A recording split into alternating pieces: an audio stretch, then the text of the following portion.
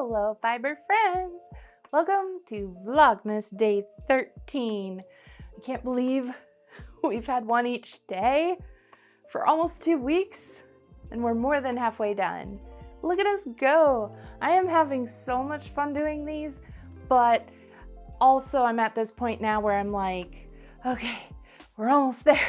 It is a lot of work. And I just really appreciate all of you showing up each day to join me. Or maybe you're watching this in the future. I'm glad you're here then also. We're at now.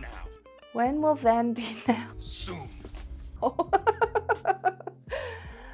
right, friends, I have some answers to a couple questions that we had sort of pondered together, and I'm just gonna go over a couple of those things.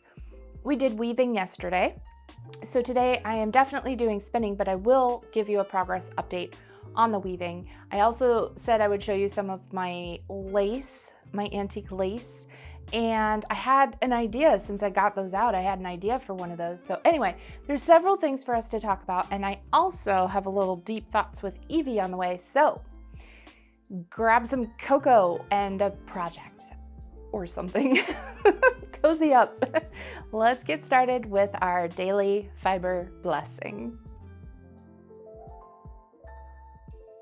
Today's fibery blessing is for spinning wheel spinners. May your spinning wheel never squeak, even if it needs oil. But I guess that's how you would know it needs oil. My spinning wheel was squeaking like a lot last night. I was trying to think of something else that squeaks. All I could think of was a mouse. Squeaking like a mouse. And then also I thought of a door hinge, but that also needs oil. Mice don't need oil. Anyway, remember to oil your equipment. As soon as I oiled it, everything was flowing smoother. I had to adjust the tension because it wasn't even pulling as hard. Oil your equipment. It will also give it longevity because stuff won't, wear out and get little what are those little tracks you get when you get like dust and gunk in there and then it starts to make little, I don't know if that has a specific name, something.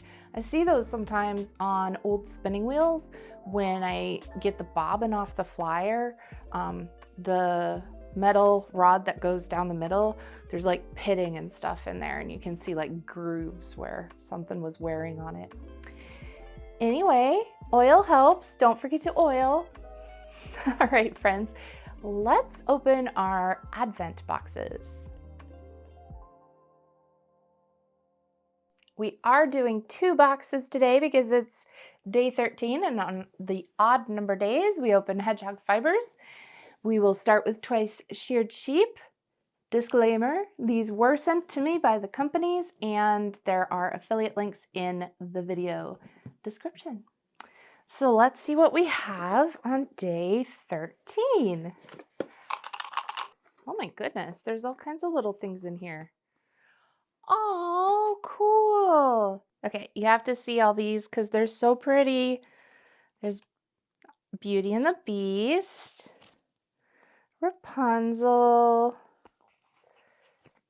Snow White, Cinderella. And then these are the labels to go on the storage tins. How cool. And then there's another sheet with blanks so you can write your own. Someone did leave a comment in one of the previous videos asking about the artwork for the twice sheared sheep stuff. So I reached out to Katie, who works for Twice Sheared Sheep. She got back to me and this is what they said. Let's see. I said, hi, I'm having a lovely Advent box so far, and my audience is too. I hope you are. I am. I did get a comment about the artwork. Someone was wondering who does the artwork or is it AI? I said I was pretty sure Dawn does all the artwork, but I wanted to double check to find out. If you want to see any of the unboxings on my 2025 Vlogmas, here is the playlist. Thanks for an awesome Advent this year, Evie. And then Katie got back to me and said, hi, Evie. We do a mix of a few options. Some of the tins are Dawn's original artwork. Some prints we purchased from pattern designers. and summed down designs with the help of the AI art generator. Does that help clarify, Katie? So I don't love AI. I do know that Dawn is an artist, and I have seen her art before. So I'm going to let that be up to her, and you all can decide how you want to approach that. I opened Premiere the other day, which is what I use to edit my videos, and it had this whole thing. It was like all these new updates, and it was like it has like fully integrated the Adobe generative AI into the editing software. So I want to show you actually how easy it is to use this new AI. So this is my workspace where I edit. This is what we just watched. Oh, okay. Now with generative AI, it's telling me that I can extend for a few seconds. How can I extend audio? That's so weird. Okay. If I go to this clip right here, that's a great face I'm making. Wonderful. All right, we can see that this clip goes right to, we're at 5 minutes, 59 seconds, and one portion of a second. All I have to do is click this, and it's going to add a few frames to the end of this clip. And this is wild. So if I think it goes like, oh, it doesn't support this media type. Huh, maybe because it's linked? Yep, because it was linked. So what happens if I do this? Oh my gosh, it's just generating. So everything we see after this point right here is going to be me, but AI generated. And I'm making a commitment to you all right now that I will not use this in my videos. I'm just doing it right now because I really think that, you know, we're past the point where it's going to be possible to identify AI by looking at the hands. Like, this stuff is everywhere. It's so integrated into every tool, especially for online content creators. It's in everything. It's in the stuff I use for making my thumbnails. It's just everywhere. So I want to do this just to demonstrate what this is, what its capability is. But because I think that viewers need to be informed. Like, I think informed viewership is just like having an informed consumer. And I think it's important. So I'm going to go breathe for a second, and then we'll come back and see what AI-generated Evie looks like. All right, it's back. At least it's labeling it as AI-generated. But let's see. This is AI-generated. So is this. And this, and this, these are all AI generated. Okay, so if I put this into my clip, here is what it will look like when we play. So, that, yeah, this stuff is everywhere. If you weren't looking for it, there's no way you would have known, but you'd have to, or three, how many teeth did it, anyway, it's wild.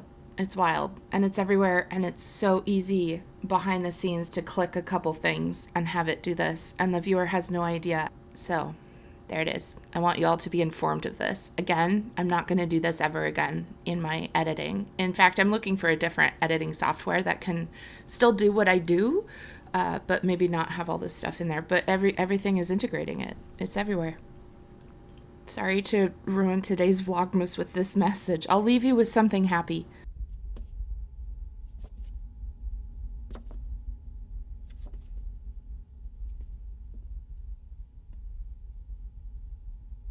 What the hell am I looking at? I did start spinning the fiber from 2 days ago. That was box number 6. So We opened that one on day 11. And now we're gonna open box number 7. This is my fault. I knocked it off my loom when it was precarious. Okay, let's get number 7 out of there. Number 7. Okay, whatever this is, I will be starting a new bobbin because I'm putting 3 spins on each bobbin. So while I haven't finished the one from day 6, I'm gonna put that to the side and we will spin a little of whatever's in here. So let's find out what's in here. What could it be? What could it be? Oh, it's soft. Oh, this is my favorite. Look at the purple. Yes, and this is not the same as this is softer. This has merino in it, probably 70% merino and 30% cashmere. I told you it was softer. I knew it. That is gonna be so fun to spin. Let's skip deep thoughts with Evie and let's spin. I know you're all thinking, you're running to the comments right now. Evie, just spin while you do deep thoughts with Evie. I could, but it's harder to edit because sometimes I'll just trail off.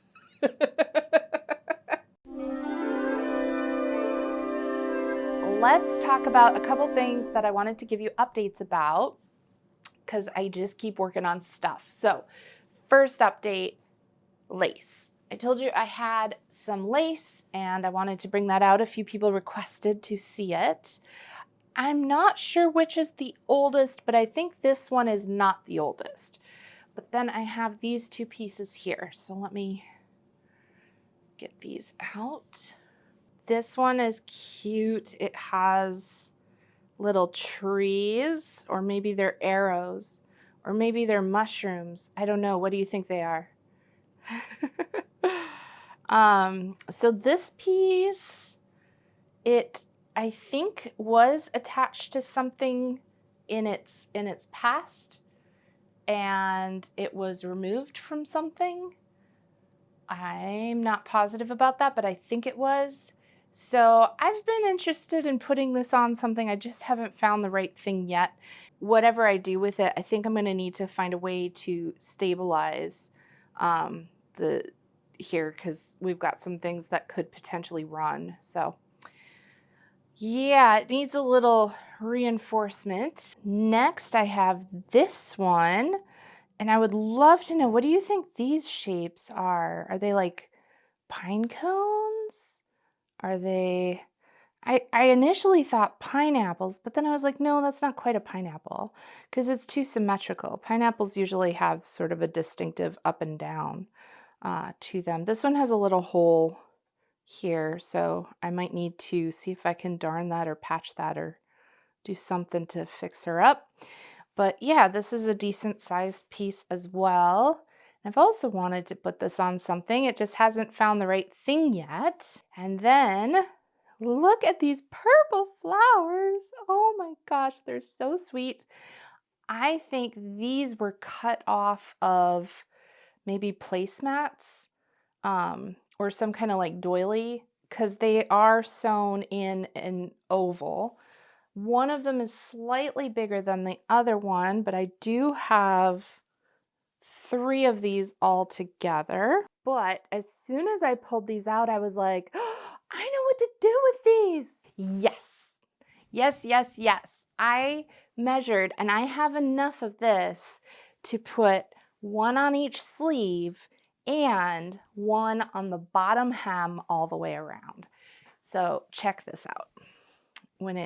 If it went on the sleeve, because these are sort of gathered with elastic, I could, I don't know, probably pin them up, but it needs the elastic. This one's tricky. Like if I stretch the elastic and put it on, it's gonna get like a rumpled look to it, right? I don't know if I want the rumpled look. I'm not sure. So I'm gonna have to figure out, but I think these would be absolutely adorable on each sleeve. I don't know. Tell me what you think. And then the other thing I can do is put one, the bottom is just a regular hem. I could even stitch it like a little bit down so that it has a little see-through, maybe, I don't know. That's a little trickier because the stitching was synthetic, and so it doesn't match, and so it stands out. Yeah, because of that, stitching being there, I would probably run it right along with the stitching. I think that's the way to go. Plus it protects it. It's less likely to get something to snag if there's some fabric supporting it from the back. I might even get it on there before I get around to doing any embroidery on it. Exciting. And here's the next thing I decided. I am going to decorate. He's in the office. I have to speak quietly. I'm decorating this mug for Mark, but I needed to figure out how to draw on it so that it wouldn't lose the drawing in the first wash. Yes, we're going to hand wash it. We do hand wash most of our mugs, and I forgot to tell you all that last time. The other one broke because it hit the ground too fast, not because it was in the dishwasher. I just wanted people to know. You all gave me so many ideas for how to go about it, and I looked up a bunch of them from all of them. I read every comment. And I looked them all up, and then I made a decision based on what I could get in my hands quickly so I could get this project done in time. And then I also had to look at what was nearby that I could get my hands on. So this is what I came up with. Let me all know what you think. I hope it's gonna work. I got these. They're Sharpie, but they're oil-based paint pens. Apparently using these, it does say that it works on metal, pottery, wood, rubber, glass, plastic, stone, etc. And it is abrasion and water resistant. It says it marks opaque and glossy on light and dark surfaces. So I think this one will work. And then maybe to give it extra protection, I'm not sure. Let me know what you think about this one. But I got some Mod Podge. It is dishwasher safe. It is a gloss water-based glue, sealer, and finish to go over the top. Someone also recommended putting a piece of tape where lips would go, just to make sure that nothing gets where there's going to be any food or mouth contact, which I think is a good idea. So I will also do that.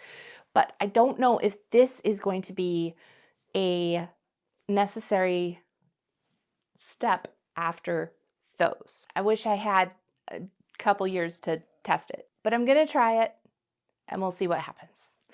We will see. What else? I feel like there was something else I was going to update you on. Oh, the weaving.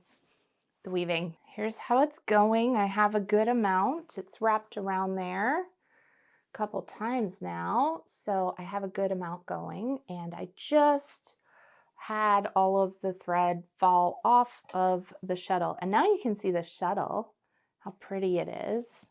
Focus. There, now you can see how pretty this shuttle is. It has ravens on it. I love it. This came from the Dancing Goats. They have some pretty cool stuff. And here is what I figured out to make weights. I put everything, I left it on its bobbin, but I just closed a jar over it. I don't have any more of the half pints, so I do have this one on a random bottle. But it is working. I got so many good recommendations. There, we're getting the twist out. I thought the fishing swivels would be harder to do with the length of this warp. So I don't know, how are people doing fishing swivels with a very long warp? Are you like backstrapping it and sitting on the other side of your house with the swivels on the other side of the house? Or is there a way to have everything kind of packaged like it is on my little bobbin there and attach that to some swivels? I don't know. So that was kind of my question for how that would work. But now this is working great, and I can just kind of put my fingers through the shed, and I just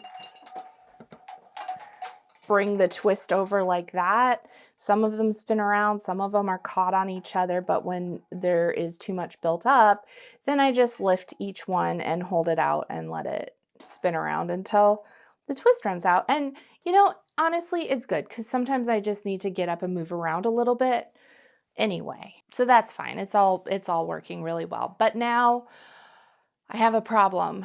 And the problem is that now I want to build a warp weighted loom. It was a matter of time, but I don't know where I'll put it because I still have Tina here. I don't know. I don't know what to do. I don't know where I would put Tina I could have a loom against that wall over there, but I don't know how to get one more spinning wheel slash loom slash, what else do I have? I can't say sewing machines because Mark keeps finding those in the trash. We have a whole drawer it's like a giant organizer drawer, like giant metal drawers that come out where he keeps his tools and stuff. And one of the deep drawers, it's like full of old sewing machines. It's just full of old sewing machines. He's working on them here and there slowly. It's pretty fun. So yeah, those can go in the garage. But yeah, I don't have a lot of room to add anything else. I really want a warp weighted loom now. All right, I said we would have a little deep thoughts with Evie, and it's right in line with the same sort of topic. When do you decide it's time to destash a tool slash spindle slash loom? That's a tool. Spinning wheel. I've always had a hard time letting go of things that are useful. And it's even harder now because I have quite a few pairs of hand cards. And sometimes when I'm cleaning, I look at my little plastic box of hand cards and I'm like, I don't need this many hand cards. I can only hold two cards at once. Why do I need 5 pairs of hand cards? The ones I always use are on my pegboard over there. And then I'm like, oh yeah, because I teach classes where I teach hand card techniques, and there's always students who come without any cards. So then I bring that when I teach classes or if I do a demo or something like that. And so obviously I have a need to have that many hand cards. But in the moment, I feel, first of all, privileged to have my hands on that many tools. But also I feel like it's too much. Like I'm collecting hand cards for no reason and someone else can be using them. I do sell hand cards in my shop. I am a Shacked dealer, so all of the Shacked equipment, looms, spinning wheels and stuff, you can order through my shop. So, but to be clear, I'm not talking about my inventory. That's in a different place. That's not what I'm referring to.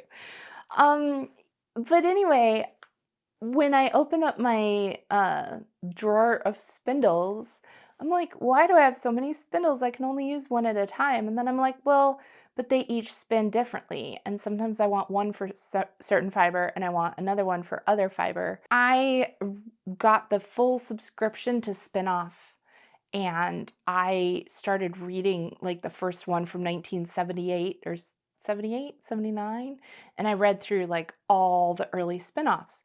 And it was really interesting because reading from the people who were spinning at that time and then now, it was a very different experience. It was a different experience for people learning who only had access to their local guilds, so they had to have someone that they could get to in person.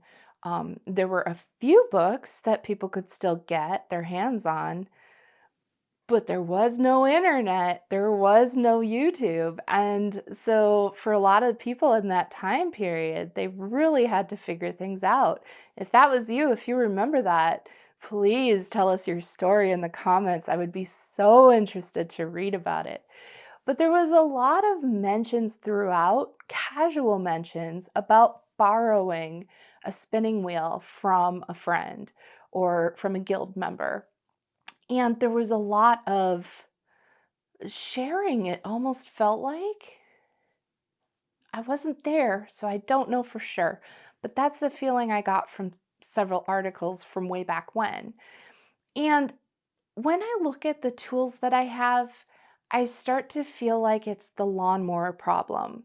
And the lawnmower problem, that's just what I'm calling it. I don't know if that's the official name, but the lawnmower problem is that everybody on the block buys their own individual lawnmower. When you could all pitch in together, get one lawnmower, and then, do your lawn and leave it at your neighbor's. And then they do their lawn and it just passes on down the block. And then we only need one lawnmower. Or maybe people take turns and they just mow to the end of the block, turn and come back. But you get the idea, right? Like, why do we all need our own individual item of something? Maybe when it's tools that's a little more specific, and when it's like general things like a lawnmower, that's maybe less specific, but we've been so cultured to have this idea that we have to have our own stuff, and there's much less of a collective mindset. And yes, I know this is capitalism that I'm talking about. And I guess what I'm also talking about is capitalism creep, where we let the idea that we need to buy all the tools and have all the things come into our crafting spaces when we could be sharing more and have, I know that guilds do this. I'm not saying this never happens. Guilds absolutely do this. And you can find local spinners. And I think local spinners are some of the most generous people. It's such a great community. But I keep thinking that we still are coming into it with this everybody has to have their own thing kind of mindset. And I think there's more ways that we could share, but there's something else that comes up when we're talking about fiber arts tools, and that is that whoever's making the tools, there are no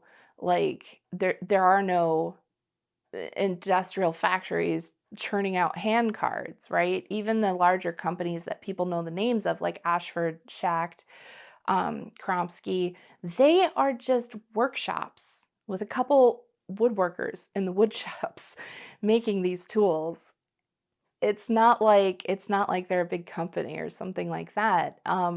So I also feel like there's sort of, just because the way the world we live in is, there's sort of a feeling that I want to purchase things if I can from small makers, from these small companies to keep them going. Because if we don't support them, they can't keep doing it. And then what? Where will we be? You know? So I don't think there's an easy solution to this conundrum. And I don't think that um, one solution is going to fit every spinning community. I think there's probably communities in some areas that, for whatever reason, can share more easily and other areas that can't. I don't know. And maybe just to fit the specific needs of this guild or this spinning group or that spinning group. But I'd be interested to see what your thoughts are as a general discussion about this. I think that my situation is more complicated because I teach.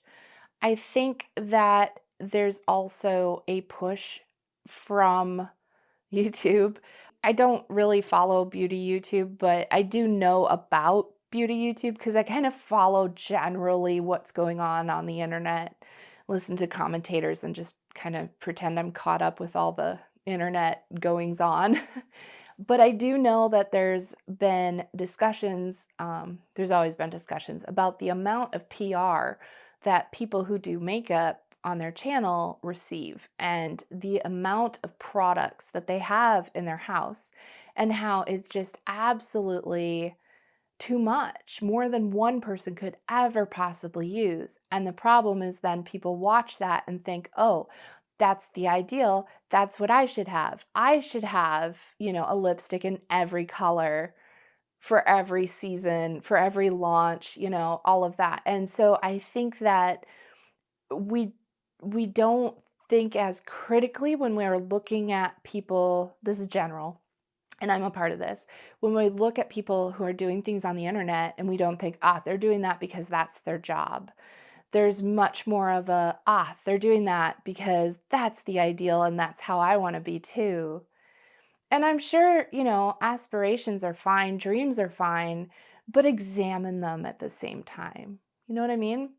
And I will be the first to say, I would not have, and I have said previously in my videos, I would not have the size of a stash that I do if I wasn't doing YouTube full time. I wouldn't have the number of tools that I have if I wasn't doing YouTube full time slash also teaching workshops in person.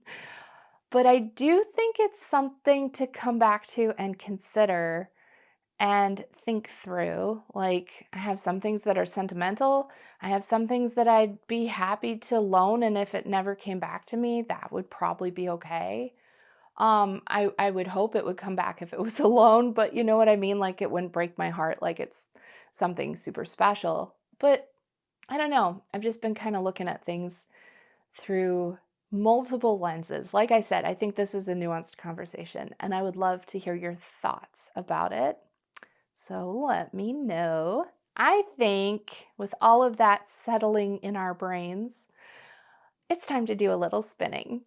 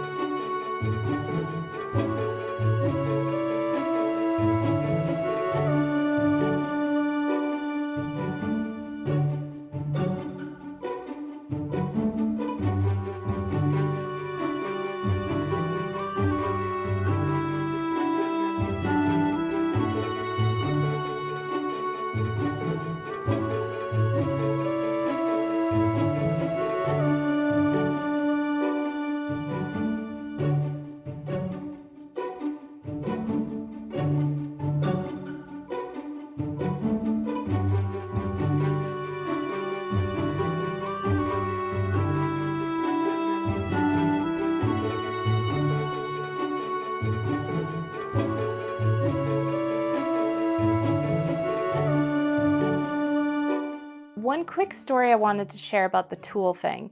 I'm pretty sure I read this in Women's Work. There was a city that was built in the desert in Egypt because a pharaoh wanted it to be, and the people didn't want to be in the desert, so when the pharaoh died, they abandoned the city and went back to other places where they prefer to be. And so that's a good preserved place to kind of see what city life was like at that specific time period. And one thing they found were holes in the wall of like a regular building. Like you'd walk down the street and you'd look at this building and there were holes in the wall. And the thinking is that there used to be wooden pegs in those holes, and it was for a warping board. Kind of like mine over there. You see those pegs? But just imagine you are about to do a weaving project, and so you take your yarn to the street and you visit with your neighbors and you help someone who's using the warping board, and then they're done, and then you can get in there with your materials and warp your project. I just think that sounds really cool. I wish I had enough neighbors who were weavers that I could put pegs on the side of my garage and people could come hang out while they warp their looms and projects. Oh, yeah, I can't wait to read your comments. And other than that, I will see you all tomorrow. Happy spinning!